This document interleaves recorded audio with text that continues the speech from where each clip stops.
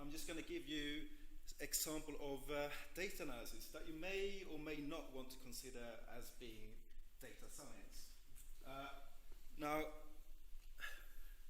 data science, when Peter asked me if I wanted to say something about data science, my thoughts went to something like this Google, but maybe now I should have said Amazon or some other competitor.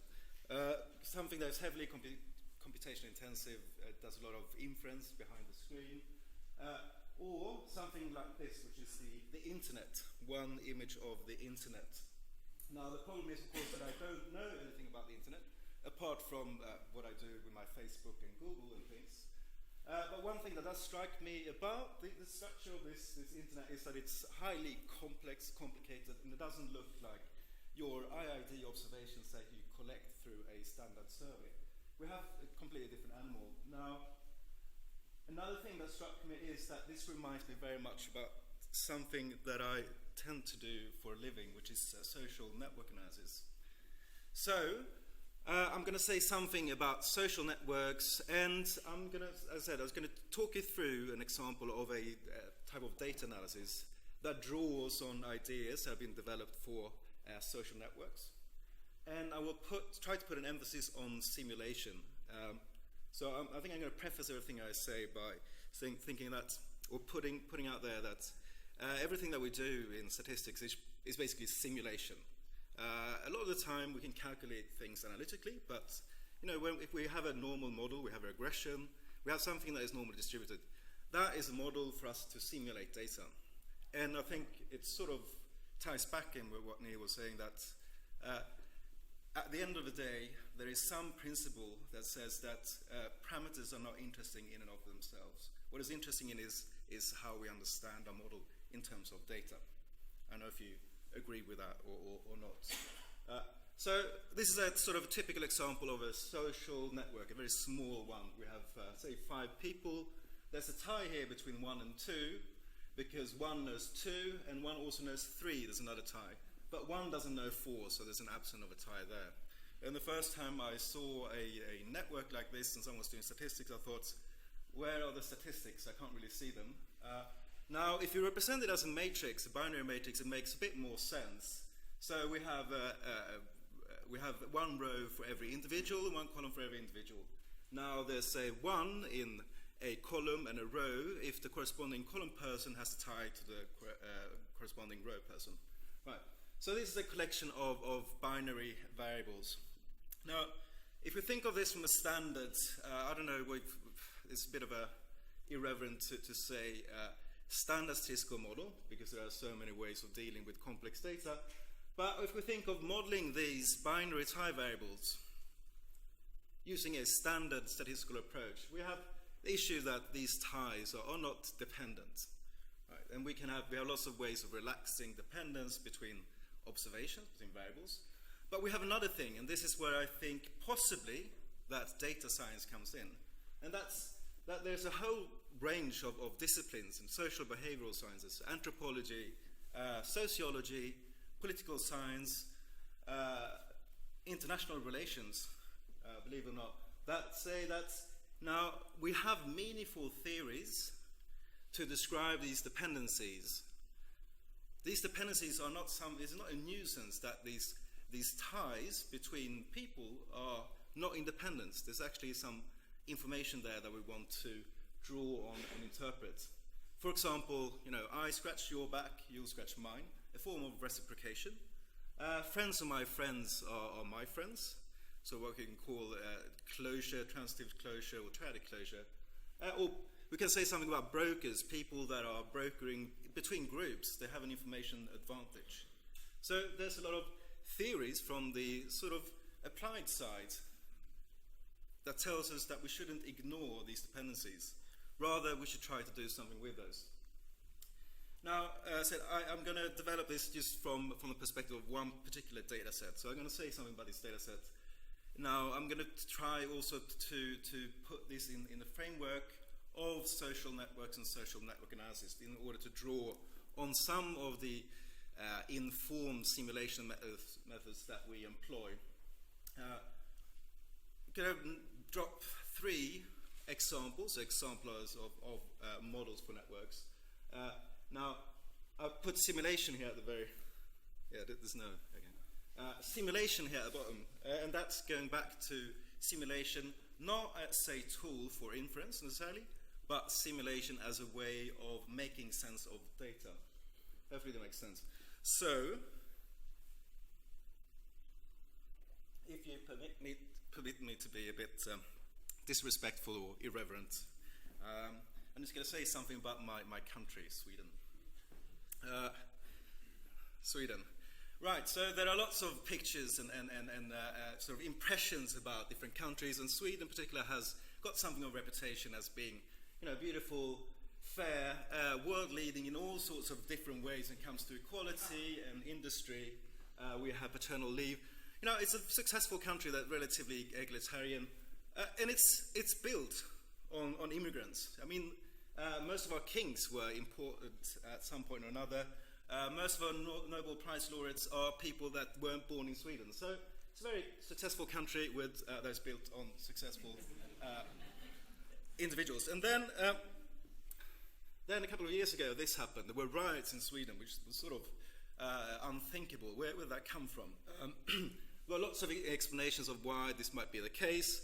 So I'm not going to insult anyone's intelligence by coming up with some glib explanation, apart from the fact that there was sort of a focus on the failure of quote-unquote integration. What does that mean? Well, one side of integration is that there are neighborhoods, much like there is in the UK, and they have different properties in one way or another.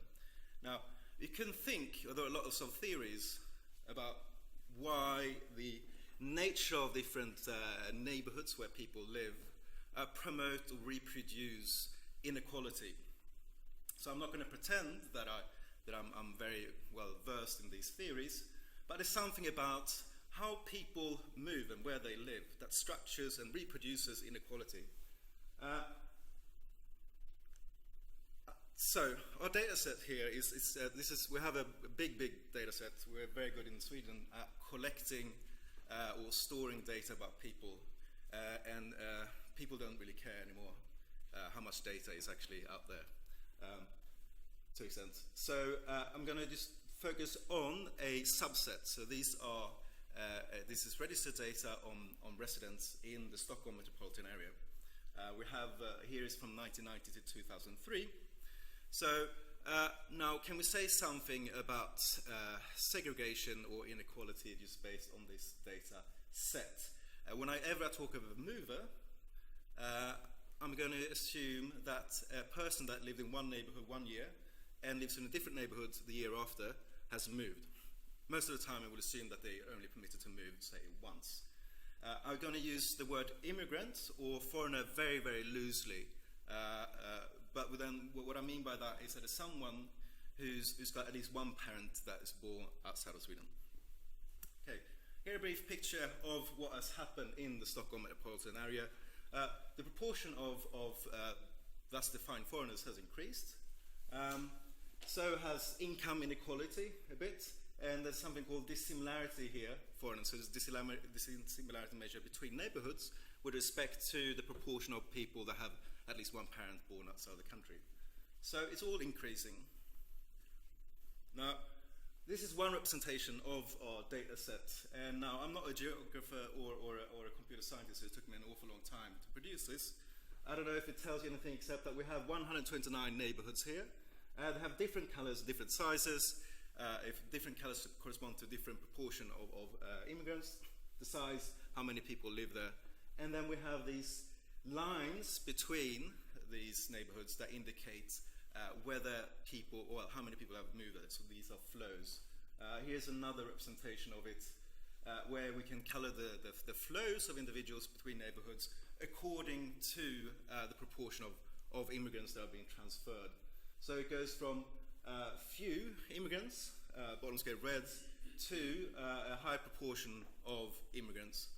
And we see that there are, you can see in the fringes here of Stockholm, up in the top, your left corner, there are a number of neighborhoods that have a very high proportion of immigrants. Also here down at the bottom. Now, these are flows. They look a bit like networks, and not quite networks. Here I have to pay homage to Spatial LY. Someone produced a beautiful book on commuting in London, and he supplied his code online, so I could use it to illustrate these flows here between the neighborhoods. Okay, there's some kind of a pattern that may or may not be due to an artifact of the geography of Stockholm. Could be something else going on. So why don't we try to look at it as if it were a network? So this is if we only look at the moves of people that are, by our definition, natives. So we have a tech cluster with big neighborhoods where lots of people move between them, and then we have some neighborhoods on the fringes there. Now, if we do the same thing for the immigrant population, it looks slightly different. So we have several different centers here. If you were to drill down and look at what this actually, what it looks like in terms of structure, they're quite different. So now, how can we go about to try to model these now binary moves? If we binarize them, again, we treat them as a network. We have these tie variables. X sub ij is 1 if there is a flow or a tie from neighborhood I to neighborhood j. It's 0 otherwise. And organizing this matrix here, I've done away with the directionality for the time being. So how do we model these while taking dependencies into account?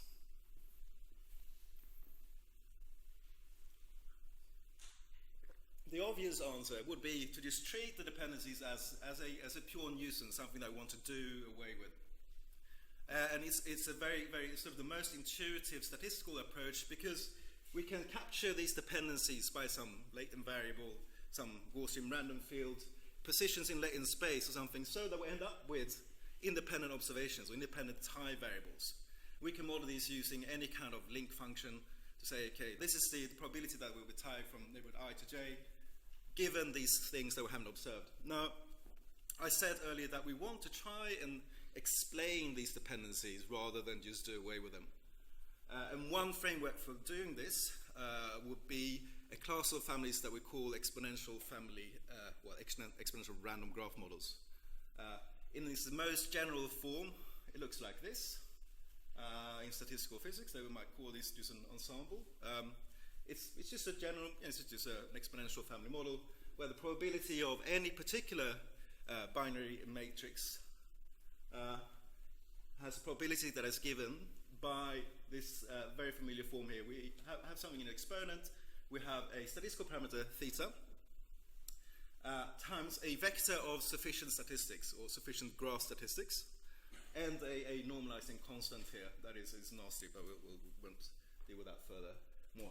Okay, so we're trying to reduce the probability of a particular graph or adjacent matrix to some summary vector of properties, features, a profile of this network. Now, this vector z of x, can be just chosen completely arbitrarily, but there's also sort of an informed way of choosing your vector of sufficient statistics. One of the, I think the earliest attempts at doing this in a principal way was to assume something that we call a Markov dependence assumption, but this is just Markov in a very particular way. Namely, if we have two tie variables, x sub ij, x sub kl, now we say that these two tie variables are conditionally independent given all the other tie variables, provided that the sort of endpoints of these two tie variables are distinct. So if ij is different from kl, we say that we allow these tie variables to be independent. So we only allow for ties to be dependent if they share an actor or a node. This gives rise to making some homogeneity restrictions to a set of sufficient statistics. One is a statistic of this type, we call it a star, this is a 2-star, and the other type is a triangle. Now, I'm not going to dwell on this too much here, but this is something that is typically has been used before these exponential graph models were introduced, had been used by people studying networks from a substantive perspective. They were saying, okay, we have people that seem to be more well connected than others. the ties are not evenly spread out in a network, but some people account for more of the ties than others.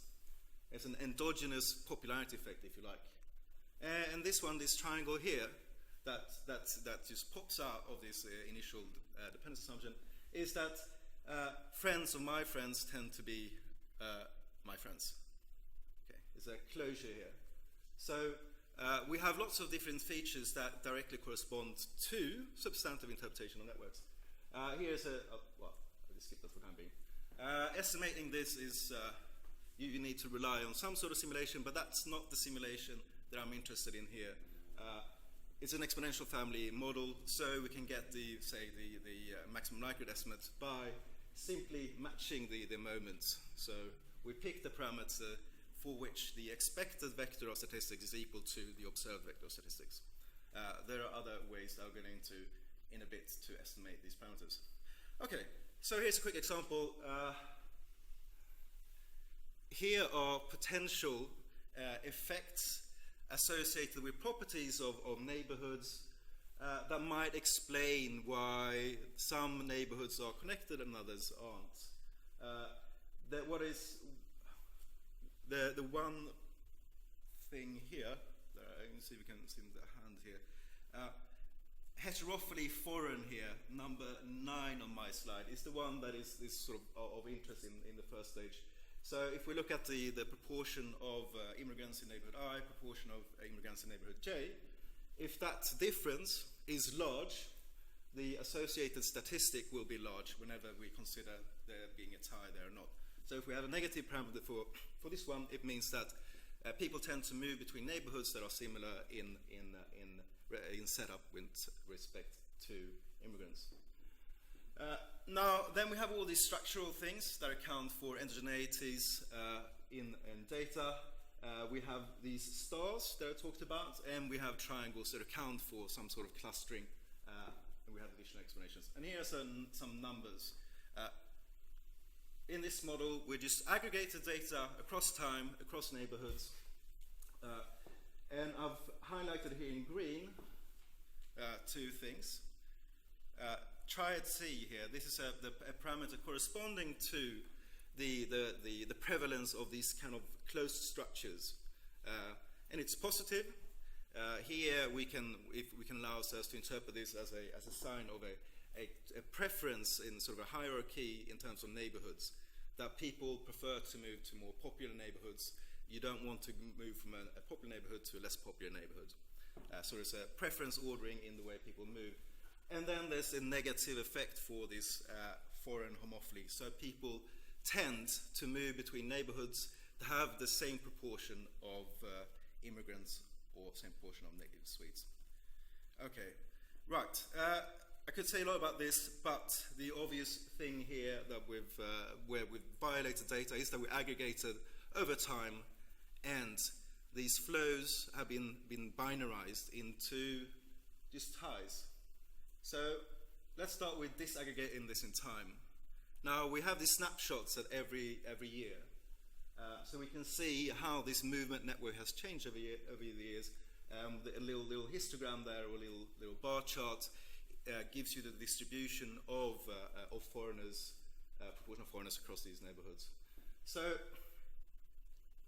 just if you just maybe it just looks like a sort of a bowl of spaghetti from the back. But even from up here, these look fairly similar. Now you would expect that, these neighborhoods that are in one and the same place, they don't move around.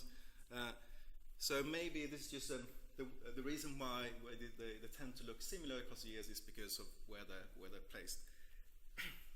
Now, one way of disaggregating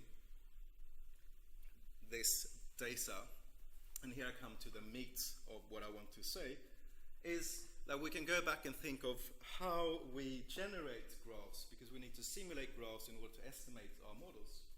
How do we do that? Well, we have some kind of algorithm for generating networks given a set of parameters. Now, this simulation procedure that we use merely for computational convenience, we could also interpret this in terms of maybe a process that has some meaning. I'll just skip that and just go straight to defining what I mean by then a longitudinal or an ERGM process. So now we have data, we have these panels, if you like, over time. At the time point t0, 1, up to m-1. Now we can define a longitudinal process, ERGM, that starts in this initial observation x at time 0. And then we define a process so that in the limit, if we take the limit in terms of time, what we get is a draw from this exponential random graph distribution. Right. Now, this can be seen as a social process, and this where it becomes maybe a bit obscure, but we can think of this as a simulation process. So we can think of we're having updates to our system at random points in time. We have some rate at which things change. If something changes, we are proposing that one tie in this binary network is changing. Now, we set up the probability of that tie being 1 just using logistic regression like this. The z's here, those are the sufficient statistics for 2 alternative states. One where the tie is absent and one where it's present. And then we weigh that together with our parameters. So we're basically updating the tie variables according to the conditional probabilities prescribed by our model. So if there are ties from I to k and k to j, then maybe when we propose to update the tie between I and j, it's more likely to be there because it would close this triangle. Okay. So what I'm going to do here, just So let's just fit this. So this has a Markov property in time, so we can fit this for every pair of years separately with separate parameters. We can put a structure on that and have a hierarchical structure. I won't do that now. What we need to do in order to estimate this is that we need to update what we haven't seen, and that is the sort of the order of changes in between observations. So in order to estimate this model, we need to simulate conditional on observed data and parameters. We need to simulate our unobserved sample parts, and we need to update our parameters. And we can iterate this and get a joint posterior for the unobserved changes in between time points and our parameters. For a very similar model, I'm just going to show you these guys here. If it's visible, here we have all the parameters. Now, if I had something to point at, I will just here, if you see this plot, the top right hand there, the second from the right. So these are our posteriors across time for this tendency to close a system, to have triangles. The red line here is the origin, to show you that we have evidence for this being consistent over time. There's some noise there, but it's something that's consistent. So there is some kind of structure in this network that could potentially work as an infrastructure for reproducing these inequalities that we see. Now, the heterophily part here, see in the bottom row, the second from your left, we see that there is a preference for moving between neighborhoods that have the same proportion of immigrants across the years, except for in 1994, where we had a huge influx of immigrants and refugees. Something changes and we can see how all the parameters are affected. Okay, we could go in and look at this in more detail, but I just want to just point out that what we've done here is we've set up our model not in terms of just some statistical model that is agnostic as to what is going on, but we're trying to define a statistical model that simulates data according to a quote-unquote plausible behavioral model. That's the general idea. Now, just the bottom one in the interest of time. Now we just completely ignored the fact that the composition of these neighborhoods is affected by who moves. So if every immigrant moves from one neighborhood to another, then there will be fewer immigrants in the origin neighborhood. So can we disaggregate this even further? Can we come up with some plausible way of defining a behavioral process for how people move? And here I'm going to do a quick detour and talk about stochastic actor-enter models for real network data. Real network data as in where we have asked individuals, whom are your best friends, for example. And here's a picture of Tom Snijders. And this is now the most common, most popular, widely used model for analyzing networks over time. His stochastic actor-enter model. Now, he came up with this model when he was talking to a sociologist in Groningen who was coming up, working with game theory and similar ideas, thinking of how can we simulate systems and see what happens if we tweak different parameters. Now, he took this idea and thought, well, we can do that, but we can also do that in such a way that we can estimate the parameters of this simulation model. So we have a model that is both interpretable in terms of behaviors, but also a model that we can tune or basically just estimate. I have lots of pictograms here. I think I'm just going to click through these. We have lots of networks, colors and things.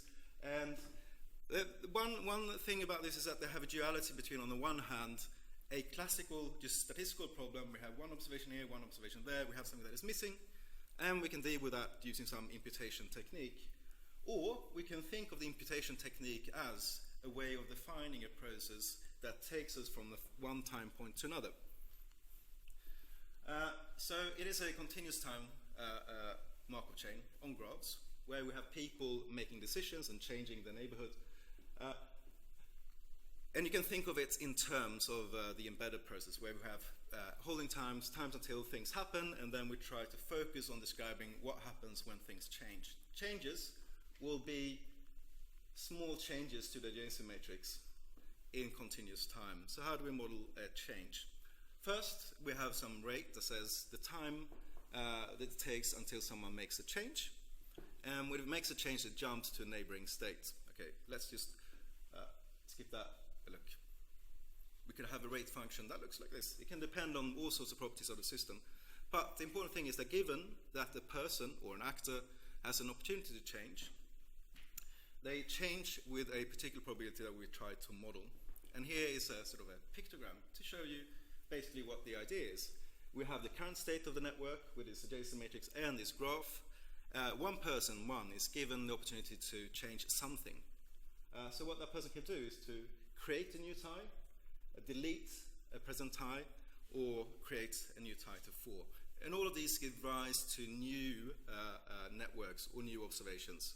Now, we haven't observed these explicitly, but we can model these, and then we can fit our model.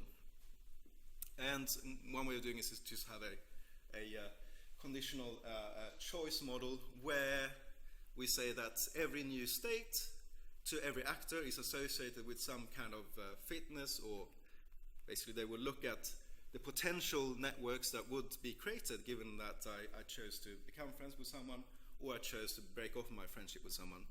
Now, you can define an objective function all of these potential states so that you can describe the jump probabilities in this simple form, where we have a network, the network that would result if person I changed the tie to person J. And then we have f sub I here, some function that says, okay, given these statistical parameters and some preference for what network looks like, what state is more likely to be the next one. Right, okay, so we can easily define that in terms of these neighborhoods as well. We have people in neighborhoods, right? So we can describe that by a binary affiliation matrix where we have people in rows and neighborhoods in columns, and you're only allowed to live in one place at any one time. I'll just click through that. So we have the same thing again. We're looking at incremental changes to this affiliation matrix I'm sorry that I'm clicking through it very quickly, but I just want to give you the shorthand of what happens. So someone has an opportunity to move from one place to another. So what they do is that they evaluate the different neighborhoods, including the proportions of people that live there. Now, I think I can skip most of these and just show you why is this at all relevant. Well, there's something else that was invented by a sociologist called vacancy chains that became very popular in operations control, which is that in order for someone to be able to move somewhere, there needs to be a dwelling or somewhere to live, right? So here, no one can do anything. We need someone to move out of a place in order for someone else to be able to move in, which in turn liberates another place for someone else to move to. And this is called a vacancy chain, and is one way of just reproducing the mechanics of how the constraints of this system affect the outcomes.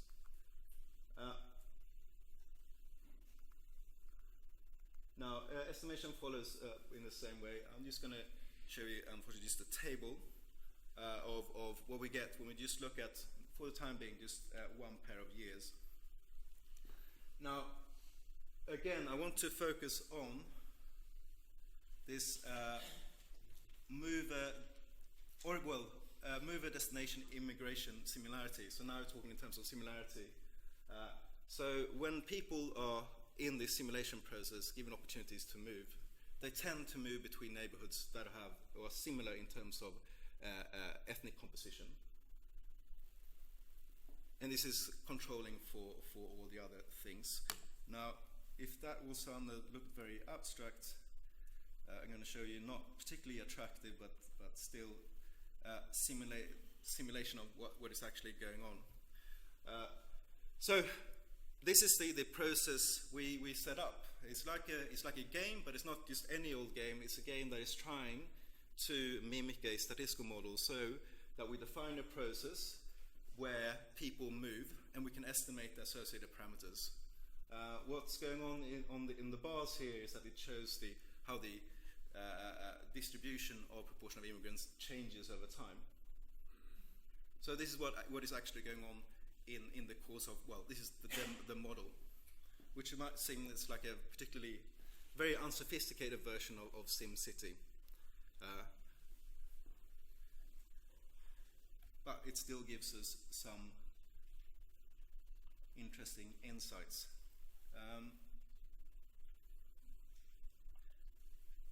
So now then the question is if this qualifies as data science. We're using data.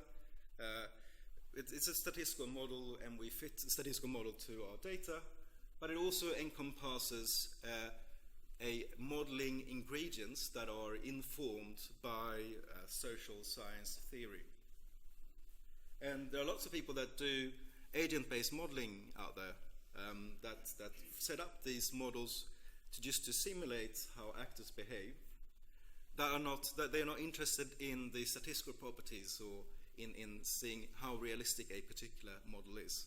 Now, obviously, we don't believe that people obey these rules exactly. It's like any model, it's just an approximation to some kind of reality. But it's one way of encompassing the fact that all these behaviors are dependent, and they are dependent in a meaningful way. And those dependencies we are trying to describe. And we can do that in a fruitful way using simulation of the process. So thank you very much. I just want to show you pictures of Tim and Thomas, two sociologists that are working with this data set and this register data set. And so that's it. Thank you very much.